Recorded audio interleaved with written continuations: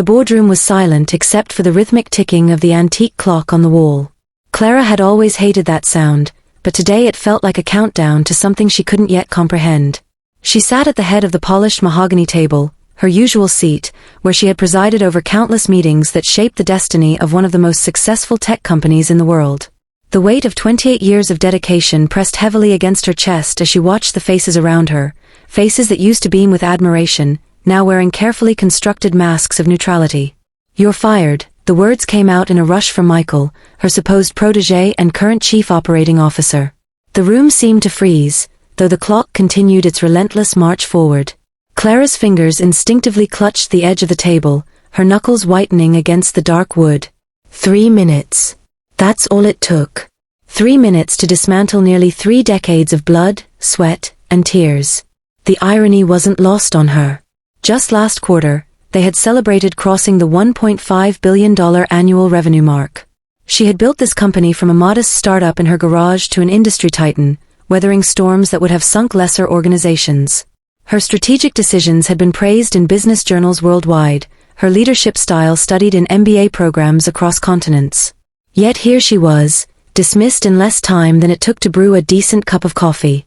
Clara's mind raced through the events leading up to this moment. The subtle changes in meeting dynamics, the whispered conversations that stopped when she entered the room, the sudden disappearance of key executives during crucial decision-making periods. It had all seemed disconnected until now. Pieces of a puzzle she had been too busy building to notice were missing. Her eyes darted around the room, searching for allies among familiar faces, people who had once sworn loyalty, shared late-night strategy sessions, and toasted to victories both big and small.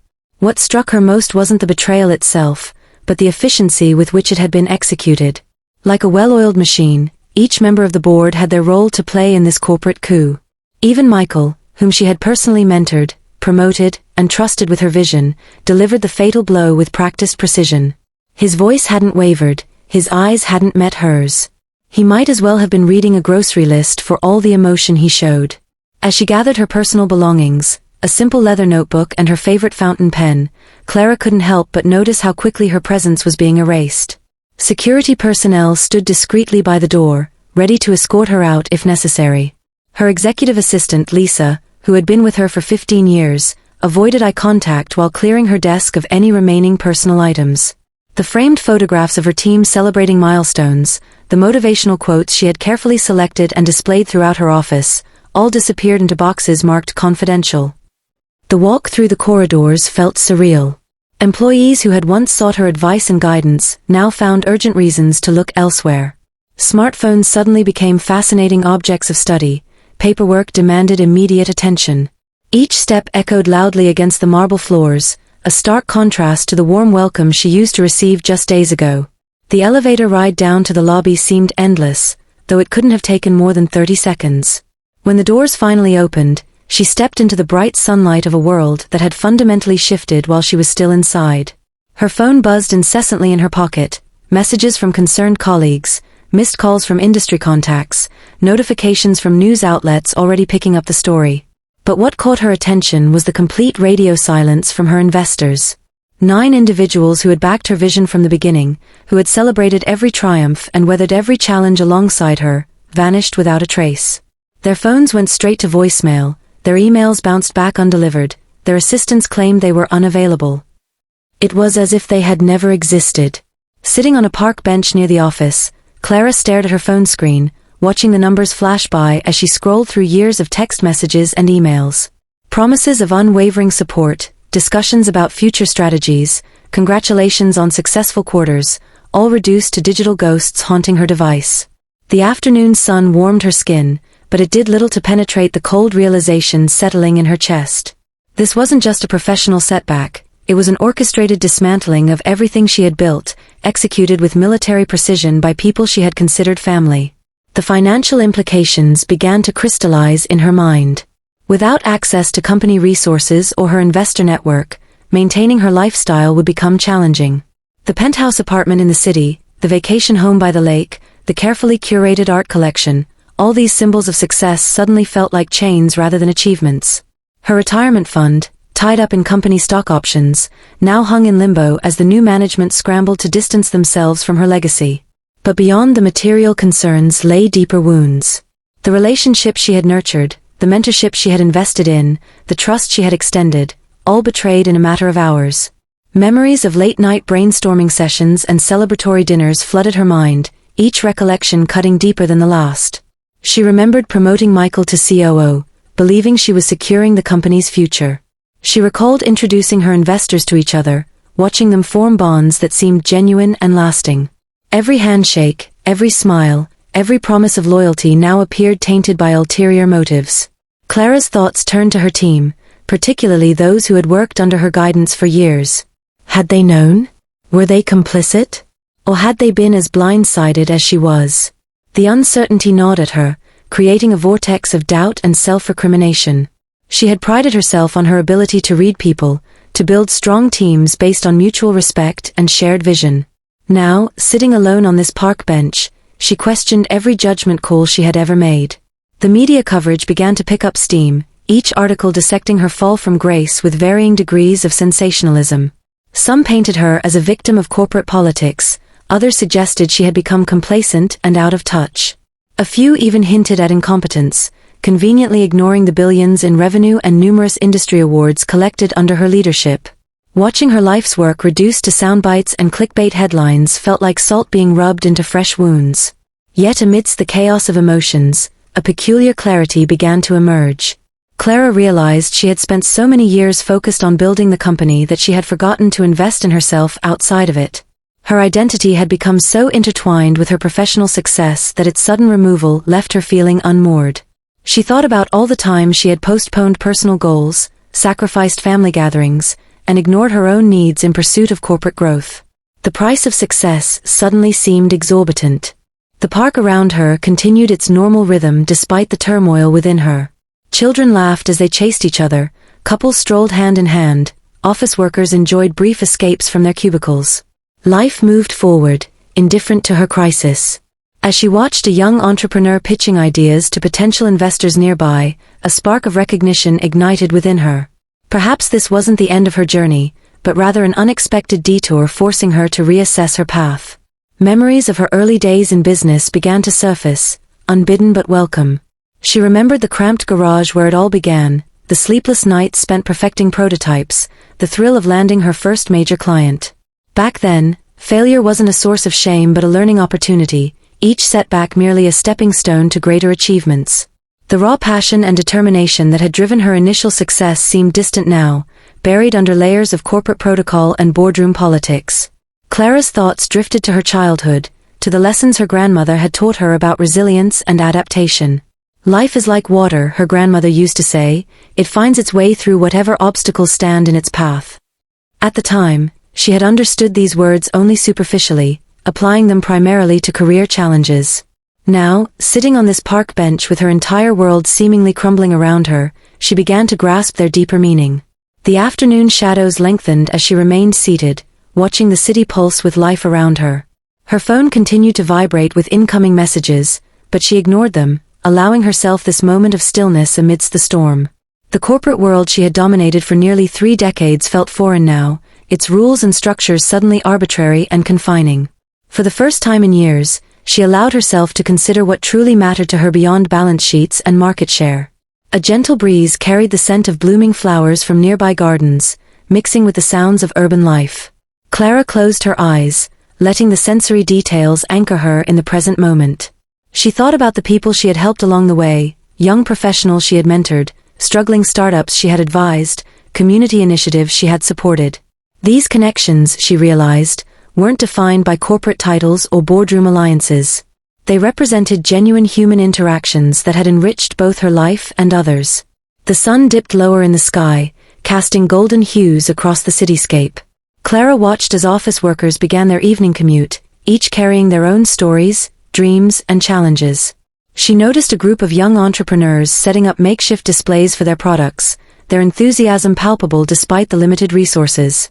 Their energy reminded her of her younger self, full of ideas and determination, unfazed by the possibility of failure. The contrast between their uninhibited passion and her recent corporate experience struck her profoundly. Her mind wandered to the various industries she had touched throughout her career: technology, finance, education. Each sector held untapped potential, opportunities waiting to be explored by someone willing to approach them with fresh eyes.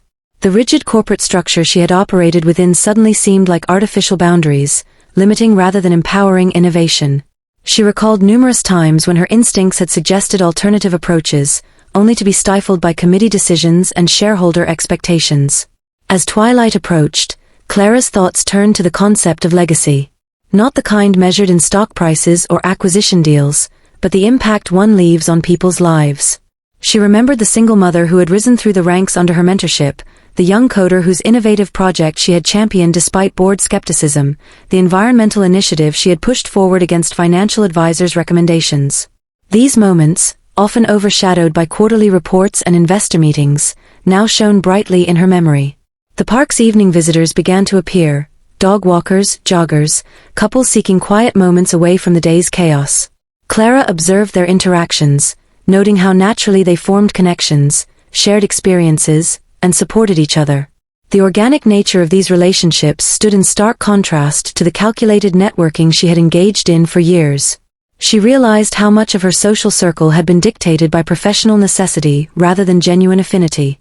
Her phone, resting in her lap, displayed a notification about her calendar being cleared for the next day. The emptiness of her schedule felt both daunting and liberating. For the first time in decades, she faced a day without predetermined obligations, without performance metrics to meet, without shareholder expectations to manage. The prospect should have terrified her, yet instead, it filled her with an unfamiliar sense of possibility. The streetlights flickered on, casting pools of light across the park pathways. Clara watched as a street musician set up his equipment nearby, his confident movements suggesting familiarity with this routine. She wondered about his story, about the path that had led him to perform here night after night. The thought of unknown narratives surrounding her intrigued her, the barista at her favorite cafe, the security guard who always greeted her warmly, the elderly woman who fed pigeons every morning. How many stories had she overlooked in her singular focus on corporate success? The temperature dropped slightly as evening settled in, but Clara felt no urge to leave her bench. Instead, she found herself increasingly comfortable in this space of transition, this liminal period between what had been and what could be. Her mind danced between memories of past achievements and visions of future possibilities, neither anchoring her completely but both contributing to a growing sense of perspective. She noticed her breathing had slowed, matching the rhythm of the city's evening pulse. The anxiety that had gripped her earlier began to loosen its hold, replaced by a curious anticipation. The corporate world had conditioned her to view change as a threat, to maintain control at all costs. Yet here, in this moment of forced vulnerability, she recognized that true growth often requires releasing that control, embracing uncertainty as fertile ground for transformation. The musician began playing, his melodies weaving through the evening air. Clara listened intently, finding patterns and rhythms that resonated with her current state of mind. The music ebbed and flowed, sometimes discordant, sometimes harmonious, much like her own journey. She realized that perhaps her story wasn't meant to follow a linear trajectory, that setbacks could be reframed as necessary pauses, opportunities to gather new perspectives before continuing forward. Her thoughts returned to the young entrepreneur she had observed earlier, still passionately explaining his vision to disinterested passers-by. She wondered if he would face similar betrayals in his future, if his idealism would eventually give way to cynicism. Then she remembered her own early days, the fire that had driven her forward despite numerous obstacles. Could that fire be reignited? Did she even want it to be? The park's character transformed as darkness fully embraced the city. Shadows deepened, colors muted, but life continued its rhythm. Clara noticed how different elements coexisted, the bustling street adjacent to the tranquil garden, the modern skyscrapers framing the historic park, the diverse crowd moving through shared space. This harmony of contrasts mirrored her own internal landscape, the intersection of experience and innocence, success and failure, knowledge and wonder. Her phone vibrated again, this time with a message from an old friend she hadn't spoken to in years. Heard about your situation. Want to catch up? The simplicity of the offer struck her deeply. In all her years of networking and relationship building, how many genuine connections had she maintained? How many friendships had withered under the pressure of professional obligations? Yet here was someone reaching out, not because of what she could offer professionally, but simply because they cared. Clara's gaze swept across the park one last time before she rose from the bench. The musician played on, oblivious to his audience of one. The young entrepreneurs had packed up their displays, their optimism undimmed by lack of sales. The office workers had disappeared into the night, leaving behind traces of their presence, discarded coffee cups, forgotten papers, echoes of hurried footsteps. She realized that while her corporate identity had been stripped away, the essence of who she was remained intact, waiting to be rediscovered and redefined. The walk back to her apartment felt different than her earlier departure from the office. Each step seemed lighter, as if she were shedding invisible weights accumulated over years of corporate life. The city lights reflected off window panes, creating kaleidoscopic patterns that danced across her path. She passed familiar landmarks, restaurants where she had conducted business meetings, shops where she had bought gifts for clients, parks where she had taken quick breaks between appointments. Now, without the filter of professional obligation, these places revealed new dimensions, offering possibilities beyond their previous context. Arriving home, Clara paused in her doorway, surveying the luxurious penthouse that had once symbolized her success.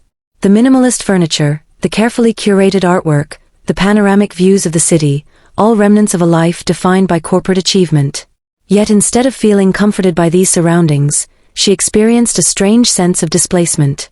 The space felt empty, echoing with memories of power lunches and strategy sessions rather than personal moments or genuine connections.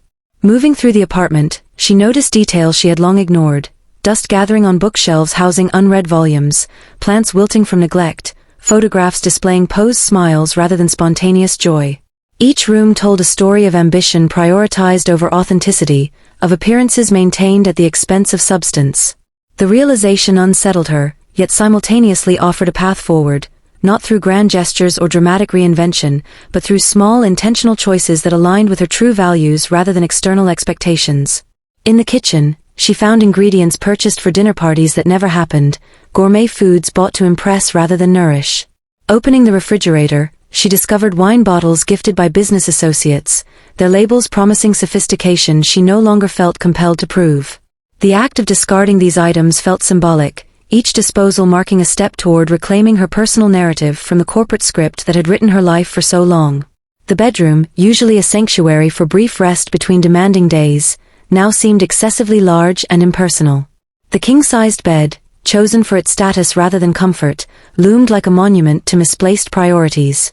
She considered rearranging the space, transforming it into something that reflected her current state rather than her former title.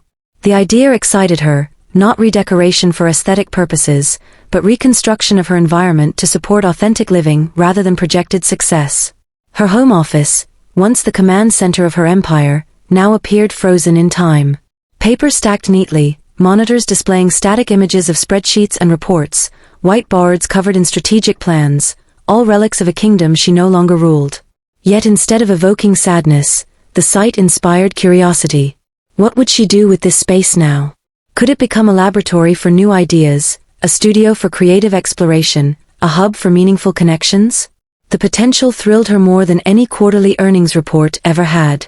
As she moved through the apartment, making notes on her phone about changes she wanted to implement, Clara realized how much freedom came with having nothing to lose. The fear of damaging her reputation, of disappointing investors, of failing publicly, all these constraints had lifted, leaving her with pure possibility. She thought about skills she had developed over the years: leadership, strategy, problem-solving, and wondered how they might manifest differently when applied to personal growth rather than corporate gain. The city lights twinkled beyond her windows, reminding her that the world continued its rhythm regardless of her current station. This thought brought comfort rather than anxiety. She imagined all the people in those buildings, each navigating their own paths, facing their own challenges. The interconnectedness of their journeys, previously viewed through a professional lens, now appeared more profound, a tapestry of human experience woven together by shared struggles and aspirations. Her phone buzzed again, this time with a news alert about her firing. The headline screamed sensationalism, reducing her complex situation to clickbait. Normally, such coverage would have sent her into damage control mode, worrying about public perception and market reactions. Tonight, however, she found herself laughing softly at the absurdity of trying to summarize a lifetime's work in 140 characters. The realization that her worth couldn't be captured by media narratives or stock prices felt liberating, like shedding an uncomfortable suit she had worn for far too long. Moving to her balcony, Clara gazed out at the city skyline, now transformed by nightfall into a canvas of light and shadow. The office buildings that had once defined her existence now appeared as mere components of a larger picture. She thought about the people working late shifts, the cleaning crews preparing spaces for tomorrow's activities, the delivery drivers navigating streets below. Each played a role in the city's ecosystem, none more important than the others, all contributing to the collective energy of urban life. The cool night air brushed against her skin, carrying sounds of distant traffic and nearby laughter. She identified constellations above the city lights, remembering childhood nights spent stargazing with her grandmother. Those evenings had been filled with stories of ancient myths and modern discoveries, of cosmic cycles and human perseverance. The memory triggered a wave of nostalgia mixed with hope, nostalgia for simpler times when success was measured by personal growth rather than financial metrics, hope that she could rediscover that perspective now. Returning inside, Clara settled into a chair she rarely used, positioned away from her desk and facing the city view. The position felt unfamiliar yet right, like adjusting to a new posture after years of holding oneself a certain way. She opened her notebook, not to draft press releases or strategic plans, but to capture thoughts flowing freely without agenda or expectation. The act of writing without purpose proved surprisingly liberating, each word appearing on the page like a small act of rebellion against years of structured communication. As midnight approached, Clara found herself energized rather than exhausted. The day's events, rather than crushing her spirit, had cracked open a space for reflection and renewal. She realized that while her corporate identity had been stripped away, the tools she had developed, resilience, adaptability, vision, remained intact. These qualities, honed through years of challenge and achievement, now stood ready to serve a different master, her authentic self rather than external validation. The city hummed with nocturnal activity beyond her windows, its rhythm syncing with her own renewed pulse. Clara understood that this moment wasn't about starting over, but rather about continuing forward with greater awareness and intention. The corporate world had taught her many valuable lessons, but its greatest gift might be this opportunity to redefine success on her own terms, to craft a narrative that honored both her past achievements and her future potential. She rose from her chair, moving through the apartment with a sense of purpose that had eluded her for years. Each room offered possibilities rather than limitations, each space invited reinvention rather than restoration. The night stretched before her, vast and inviting, promising adventures yet to be imagined and connections yet to be forged. For the first time in decades, Clara felt truly free to explore who she was beyond titles and achievements, to discover what success might mean when measured by personal fulfillment rather than public recognition. Clara spent the next few months rediscovering herself. She transformed her penthouse into a vibrant space filled with art, books, and music that reflected her true passions rather than corporate status symbols. The home office became a creative studio where she mentored young entrepreneurs, offering them guidance without the pressures of profit margins or boardroom politics. She reconnected with old friends, nurtured relationships she had neglected, and even traveled to places she'd always dreamed of visiting but never had time for. Along the way, she realized her greatest strength wasn't in building companies, it was in building people. Her experiences gave her a unique perspective on resilience and reinvention, which she shared through workshops, writing, and speaking engagements. One day, while mentoring a group of aspiring founders, Clara received an email from one of her former investors. It was brief. "We were wrong about you. Let's talk." She smiled as she deleted it without responding. For the first time in years, she didn't feel the need to prove anything to anyone, not even to herself. Clara eventually launched a nonprofit focused on supporting women leaders who had been sidelined by corporate systems.